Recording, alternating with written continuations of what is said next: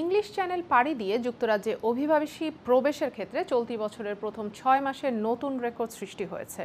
এই রেকর্ড সংখ্যক আগমন যুক্তরাজ্য সরকারের জন্য এক বড় চ্যালেঞ্জ হয়ে দাঁড়িয়েছে।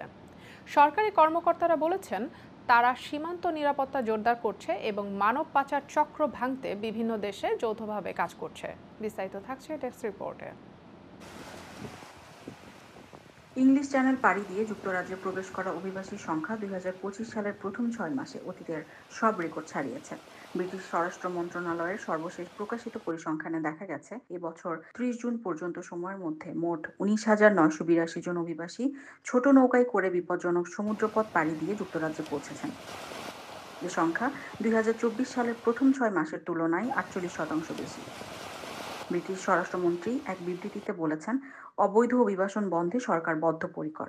যারা চ্যানেল পাড়ি দিয়ে অনুপ্রবেশ করছে তাদেরকে ফিরিয়ে দিতে আন্তর্জাতিক অংশীদারদের সঙ্গে সরকার একযোগে কাজ করছে। তবে বিশেষজ্ঞরা বলছেন, এই সংখ্যা থেকে বোঝা যাচ্ছে বর্তমান নীতিমালা এবং প্রতিরোধমূলক ব্যবস্থাগুলো অভিবাসন প্রবাহ ঠেকাতে কার্যকর হচ্ছে না। মানবাধিকার সংস্থাগুলো বলছে, এই চ্যানেল পাড়ি দেওয়ার সময় বহু মানুষ জীবন ঝুঁকিতে ফেলছেন।